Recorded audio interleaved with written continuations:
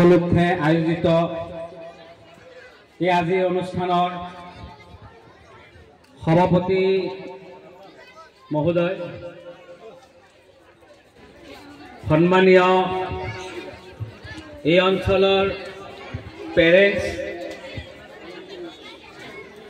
বিভিন্ন অনুষ্ঠানৰ পৰা অহা সন্মানীয় শিক্ষাগুৰুসকল,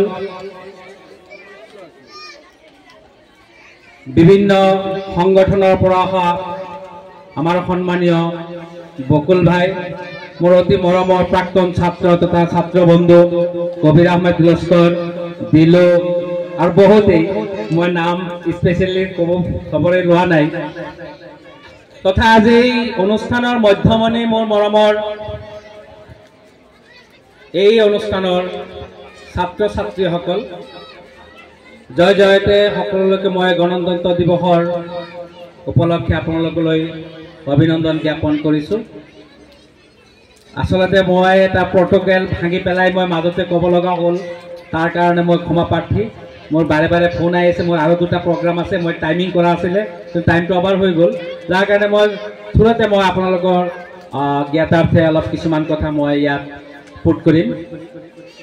মই ছাত্ৰসকলক উদ্দেশ্যে, কাৰণ কণ কণ ল'ৰা ছোৱালী বুজি নাপাব, গতিকে বিশেষকৈ মই পেৰেণ্টছ যিসকল আছে তেওঁলোকক উদ্দেশ্য কৰি মই কেইটামান কথা ক'ম।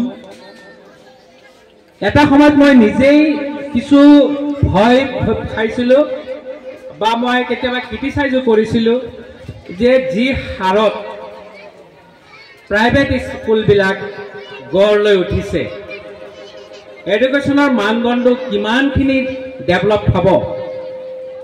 কাৰণ আমাৰ যুগত আজি মই উছমানী ইয়াত থিয় হৈ আছোঁ, মই যিটো গাঁৱৰ পৰা আহিছোঁ, কচুৱা, আপোনালোকে গম পায়, য'ত নেকি আমি ৰাতিপুৱা উঠি, বেয়া কথা মই অলপ টানকৈ কওঁ, ষ্ট্ৰেট ফৰৱাৰ্ড কওঁ, য'ত ৰাতিপুৱা উঠি দেখা পাইছোঁ দীঘল দীঘল তলুৱাৰ, বন্দুক, তেনেকুৱা অৱস্থাৰ পৰা মই উঠি আহিছোঁ।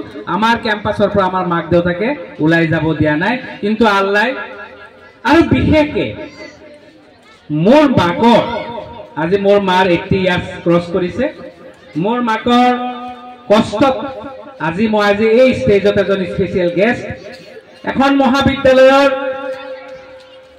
Head of the department professor হিচাপে মোৰ নামাংকিত, আৰু তাৰ কাৰণে মই মোৰ মাকক সম্পূৰ্ণ, মোৰ দেউতাকক কমেই, দেউতাকে আমাৰ ইমান খবৰ লোৱা নাছিলে, কিন্তু মোৰ মাকে চৌকাত জুই ধৰাই লগাইছে, এছাৰি এখন হাতত দীঘল 4 ফুট 5 ফুট বস্তা পাৰি দিছে মাটিত, একফালে চৌকা একফালে আমি, অটো লিখাইছে আমাক, যদি পাক খোৱা হোৱা নাই, কিয় হোৱা নাই, তেওঁৰ সময়ত বোলে গালত ধৰি টানিছে, কাণত ধৰি টানিছে, তেওঁলোকে পাৰিছে, তেতিয়াৰ যুগত 7 পাছ, কিন্তু এতিয়াও মায়ে যদি অ আ লিখে আমি নোৱাৰিম, কিন্তু মোৰ মা হাত কপে, ছাৰে দেখা পাইছে, চিনিও পায়। মই এইকাৰণে কৈছোঁ মোৰ মাকৰ কথা, মোৰ মাকৰ কাৰণে চবেই দোৱা কৰিব, আৰু তেওঁৰ কাৰণে আজি এই অনুষ্ঠানত এটা হাত তালি দিয়ক চবেই, দীৰ্ঘায়ুৰ কাৰণে। মই এই কথাটো এইকাৰণেই কৈছোঁ যে নেপোলিয়ন বোনাপাৰ্টে কৈছিলে, give me a good mother, I will give you a good nation, good race. মোক এটা ভাল মাতৃ দিয়া, মই তোমাক এটা ধুনীয়া ৰাষ্ট্ৰ দিম, ভাল ৰাষ্ট্ৰ দিম, ভাল জাতি দিম। তাৰ উদ্দেশ্যটো গম পাইছে, তাক কথাটোৰ গুণাৰ্থ হ'লে এইটোৱেই যে যিটো ঘৰত মাক এক্টিভ, যিখন ঘৰত মাক এক্টিভ, সেই ঘৰৰ শিশু ডেভেলপ হ'বই। মই আজি আপোনালোকক বিশেষকৈ ইয়াত মাতৃ বাইদেউ ভনীসকলক বেছি দেখা পাইছোঁ, নিশ্চয় মেক্সিমাম বোধহয় গাৰ্জেন পেৰেণ্টছ, পুৰুষ গাৰ্জেন দেখাই নাই, মেক্সিমামে হয়তো বা গেষ্ট। মই আপোনালোকক চেলুট কৰিছোঁ যে এনেকুৱা এটা মাইনৰিটি এৰিয়াত আপোনালোকে ওলাই আহিব পাৰিছে, য'ত মাইকী মানুহ বাহিৰলৈ ওলাই ফটোৱা হয়, য'ত মাইকী মানুহ বাহিৰত গ'লে বজাৰ কৰিব গ'লে গাড়ী চলাবলৈ ফটোৱা হয়। এটা সময় আছিলে, মই যেতিয়া দবকাটা আহিছিলোঁ হাজিয়ান ফৰালি কলেজত, তেতিয়া কিছুমান গাঁৱত যেনেকৈ যমুনা গাঁও, লংলি বস্তি, আৰু বেকৱাৰ্ড যিবিলাক এৰিয়াত সেই অঞ্চলৰ ছোৱালী ছাত্ৰী পোৱাই নাছিলোঁ আমি। কিন্তু আজি যদি ৰেচিঅ' কৰা যায়, যমুনাগাঁও পিছ পৰি থকা নাই, চন্দনপুৰ পিছ পৰি থকা নাই। আপোনালোক অলপ আগত পাইছে যে আমাৰ মোৰ বন্ধুবৰ মোৰ ডাঙৰ দাদা আজিজ ছাৰৰ ছোৱালীজনী আজি কম্পিটিটিভ এক্সামত পাছ কৰি তেওঁ শিৱসাগৰৰ নিচিনা জেগা এখনত তেওঁ এখন স্কুলৰ টিচাৰ। এটা মাইনৰিটি সম্প্ৰদায়ৰ পৰা আমি কওঁ বিজেপি গভৰ্ণমেণ্ট হৈছে, আমি চাকৰি মিছা কথা এইবিলাক কথা এইবিলাক নহয়। আমি কোৱালিটি নাই আমাৰ, আমি পঢ়িব নাযাওঁ। আমি 5 পাছ 6 পাছ 7 পাছ কৰাৰ পিছত মাক দেউতাকে আমি ল'ৰাটোৰ হাতত উঠাই দিওঁ এটা মোবাইল। কলেজত যোৱাৰ লগে লগে 2 লাখ টকীয়া এটা বাইক, যিটো নেকি আপুনি ধ্বংস কৰিছে। কাৰণ আমি ভুক্তভোগী, কলেজত পঢ়াওঁ। আমি অতিকৈ মানে ভয় খাইছো আমাৰ নেক্সট জেনেৰেশ্যনটো কেনেকে যাব, আমাৰ কামিং জেনেৰেশ্যনটো কেনেকুৱা হ'ব। ইমান আমি চাকৰি পাই গৈছো, বা যিসকল এতিয়া চাকৰিত আছে বহুত সহজতে চাকৰি পাইছে। কিন্তু মই আমাৰ মা গাৰ্জেনসকলৰ কাৰণে মই বিশেষকৈ কৈ আছো যে আপোনাৰ শিশুজন এটা দেৱ শিশু। আপোনাৰ শিশুজনৰ মাজত APJ আব্দুল কালাম আছে, কোৱালিটি আছে। আপুনি ধাননি পথাৰ দেখিছে, খেতিয়কসকলক দেখিছে, বা কঠীয়াতলি দেখিছে। সেই কঠীয়াতলি এনেই যদি পেলাই থৈ দিয়ে কিবা ধান কিবা বীজ হ'বনে? নহয়। তাত সাৰ, গোবৰ, পানী, ৰদ সম্পূৰ্ণভাৱে দিব লাগিব। আপুনি এসাঁজ কম খাওক, আপোনাৰ সন্তানটোৰ লিখা পঢ়াত গুৰুত্ব দিয়ক। আপুনি ৰাতি সন্ধিয়াৰ পিছত আপোনাৰ 7ত পঢ়া 5ত পঢ়া 6ত পঢ়া সন্তানটো সন্ধিয়াৰ পিছত কিয় দেৰিকে আহিছে সোধক। আপুনি এবাৰ ক'ত আছিলা তুমি? আপোনাৰ ছোৱালীজনী কলেজ 2টা 2:30 3টাত ছুটি হ'ল, সন্ধিয়া 5টাৰ পিছত আহিছে, আপুনি সোধক ক'ত আছিলা। গালি দি নহয়, মৰমৰে। আপুনি এজনী ভাল বান্ধৱী বনক। আমি ডিষ্টেন্স মেইনটেইন কৰো, আমি দূৰত থাকো। ছোৱালীৰ লগত আমি কেনেকৈ কথা পাতিম? নহয়, ভুল ধাৰণা এইবিলাক। ছোৱালীক আপুনি বান্ধৱী বনাই লওক, ল'ৰাক আপুনি বন্ধু বনাই লওক, আৰু আপোনাৰ মনৰ কথা আপুনি তেওঁলোকৰ লগত শ্বেয়াৰ কৰক। কামিং ডেজটো তেওঁলোকক শিকাই দিয়ক। মই আকৌ কৈছো, coming days is very dangerous. You can not exist. আপুনি থাকিব নোৱাৰিব, টকা পইচা থাকিলে নহ'ব। টকাই কাম নিদিয়ে।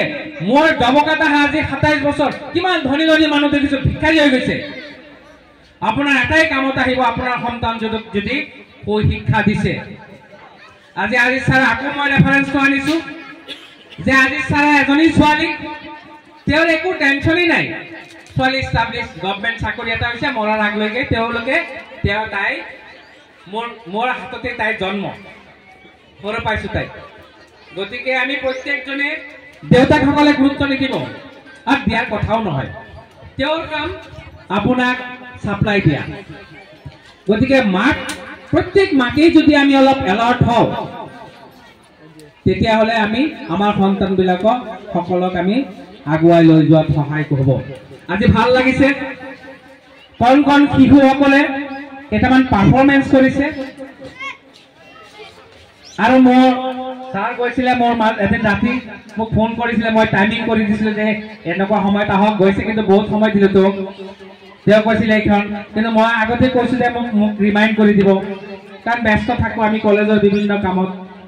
যাক তেওঁ কালি এটা মেছেজ দিছে, আজি ৰোমানায়ে ফোন মাৰিছে, কালি ৰাতিও ফোন মাৰিছে, যাক আহিছোঁ। কিন্তু মই তেতিয়াই তেওঁক কৈছিলোঁ, মই ছাত্ৰসকলৰ লগত কি কথা পাতিম, সৰু সৰু ল'ৰা ছোৱালী কিন্তু বুজি নাপাব, দেৱ শিশু তেওঁলোক। মই গাৰ্জেনসকলক কেইটামান কথা কম, আৰু সেই উদ্দেশ্যে আজি মই আপোনালোকক কথা কৈছোঁ আকৌ, যে মাকসকল আপোনালোকক সতৰ্ক হওক। যিটো ড্ৰাগছ আপুনি নাভাবিব আপোনাৰ ঘৰৰ ওচৰজনে ড্ৰাগছ খায় আৰু আপোনাৰ বাচ্চাটো নাখাব, নহয়, মিছা কথা। তাতকে ভয়ংকৰ ৰূপ আপোনাৰটোৱে ল'ব। গতিকে আমি সিদিনা আমাৰ প্ৰাক্তন ছাত্ৰ ইয়াত বকুল ভাই আছে, আমচুৰ সদস্য তেওঁলোক বা আৰু কোনোবা আছে, আপোনালোকে গম পাইছিলে যে দবকাত কিছুমান দুষ্ট চক্ৰ এটা মেলাৰ উদযাপন আৰম্ভ কৰিলে, মেলা চলালে। কিন্তু এইটো তেওঁলোকতকৈ দায়িত্ব আছিলে এইখন সমাজৰ সাধাৰণ ৰাইজসকলৰ। দামীবিলাকত বাধা দিওঁ, নামাতে বেয়া পাব, নকওঁ বেয়া পাব, কোনোবাই কওক আমি নাযাওঁ। যিয়ে হওক আজি এই মঞ্চতে মই তেওঁলোককো মই, কাৰণ মোৰ দুটা কেণ্ডিডেট আছে হায়াৰ ছেকেণ্ডেৰী আৰু মেট্ৰিকত, মই ফিল কৰি আছোঁ মোৰ কি অসুবিধা হৈছে। গতিকে প্ৰতিজন নাগৰিকে, প্ৰতিজন ব্যক্তিয়ে, প্ৰতিজন গাৰ্জেন, প্ৰতিজন পেৰেণ্ট যদি আমি সতৰ্ক নহওঁ, কামিং ডেজ আপোনাৰ বাচ্চাটো যে ভাল বাচ্চা এটা থাকিব সেইটো আপুনি কেতিয়াও বিশ্বাস নকৰিব। আকৌ কৈছোঁ coming days very dangerous days. Hasin sir আমি গম পাই আছোঁ হায়াৰ এডুকেশ্যনত কি কি নীতি আনি আছে, কি কি ব্যৱস্থা আনি আছে। গতিকে মাসকল আপোনাক আকৌ হাতযোৰ কৰি মই কৈছোঁ, আপোনাৰ শিশুটো এটা দেৱ শিশু, দেৱতা, এটা ফিৰিষ্টা বুলি কওঁ আমি। এওঁলোকৰ লগত আপোনালোকে অন্যায় নকৰিব, আল্লাই ধৰিব। কাৰণ হদিছত আমি শুনা পাইছোঁ আলিমসকলে কয় মাক দেউতাক ল'ৰা ছোৱালী বেয়া হোৱাৰ কাৰণে প্ৰথমেই ধৰিব তেওঁলোকৰ মাক দেউতাকক, যে তোমাৰ ফৰ্জ তুমি কি আদায় কৰিছিলা। গতিকে আপুনি ল'ৰা ছোৱালী আমি বাচি যাব নোৱাৰো মাকসকলৰ পৰা, আৰু মাক দেউতাকসকলেও বাচি যাব নোৱাৰে আল্লাহৰ পৰা। গতিকে ইয়াত এনেকুৱা এটা অনুষ্ঠান মই তেওঁলোকক, যিসকল উদ্যোক্তা, যিসকল টিচাৰ, যিসকল এই বিদ্যালয়খনৰ লগত জড়িত হৈ আছে, তেওঁলোকক মই আজি চেলুট কৰিছোঁ যে এনেকুৱা এটা ইণ্টেৰিয়ৰ এৰিয়াত তেওঁলোকে এখন অনুষ্ঠান গঢ় দি তুলিছে। মাত্ৰ 1 বছৰত ইমান ডেভেলপমেণ্ট, তাৰ কাৰণে মই আকৌ অভিনন্দন জনাইছোঁ। আৰু লগতে গাৰ্জেনসকলক কৈছোঁ যে আপোনালোকে এখন অনুষ্ঠান চলিবৰ কাৰণে তাত শিক্ষক সকলেই অকলে কষ্ট কৰিলে নহ'ব। এটা চিষ্টেম আছে এডুকেশ্যনত, টিচাৰ, পেৰেণ্টছ, ষ্টুডেণ্ট, ত্ৰিভুজ, টিচাৰ, পেৰেণ্টছ এণ্ড ষ্টুডেণ্ট। এই তিনিটা যেতিয়া এক জেগাত হ'ব তেতিয়া এডুকেশ্যন হ'ব। এতিয়া শিক্ষক আৰু ছাত্ৰ থাকিলে শিক্ষক গাৰ্জেন নাই, প্ৰপাৰ ছাকচেছফুল এডুকেশ্যন তাত নহয়। গতিকে মই আকৌ অনুৰোধ কৰিছোঁ, বিদ্যালয়খন সৃষ্টি কৰা বহুত কষ্ট, আৰু তাত টিকাই ৰাখাটো, এক্সিষ্টেঞ্চত ৰাখাটো তাতকৈ বহুগুণে কষ্ট। আজি ইয়াত হোষ্টেল আছে, বহুত দূৰ দূৰণিৰ পৰা আহিছে। মই আশা কৰিছোঁ আপোনালোকৰ এই অঞ্চলৰ গাৰ্জেনসকলে নিশ্চয় কোঅপাৰেট কৰি আছে, আৰু কোঅপাৰেট কৰাৰ কাৰণে তেওঁলোকে আজি 1 বছৰ পাৰ কৰিব পাৰিছে। যথেষ্ট সংখ্যক ছাত্ৰ ছাত্ৰীও আছে, মই গম পাইছোঁ। মই আশা কৰিছোঁ শিক্ষকসকলৰ, এই উদ্যোক্তাসকলতকৈ আপোনালোকৰ গাঁৱৰ মানুহখিনি বা যিসকলৰ সন্তান ইয়াত দিছে তেওঁলোকে নিশ্চয় এই অনুষ্ঠানটো জীয়াই ৰখাৰ কাৰণে চেষ্টা কৰিব। 1000টা স্কুল হ'ব, 1000টা স্কুল চলিব, তাৰ মাজত যিজন উপযুক্ত তেওঁলোকেই টিকি থাকিব। গতিকে মই সময় বেছি নলওঁ, মোৰ টাইমো নাই।